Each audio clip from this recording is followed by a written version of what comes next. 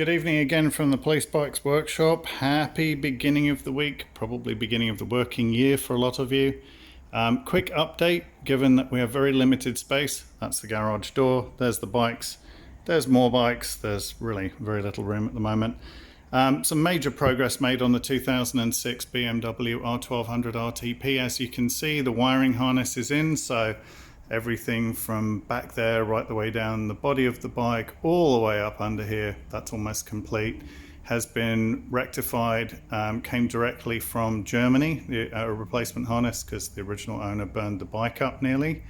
All the bodywork's been painted, so it's all nice and shiny and fresh. We're very close to having this one back on the road again.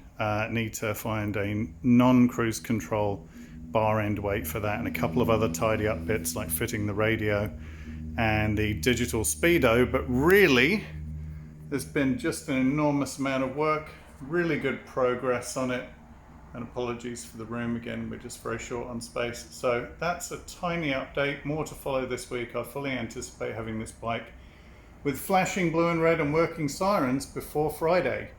So not long to go now. Stay tuned, I will keep you updated, and another one back on the road. Hooray!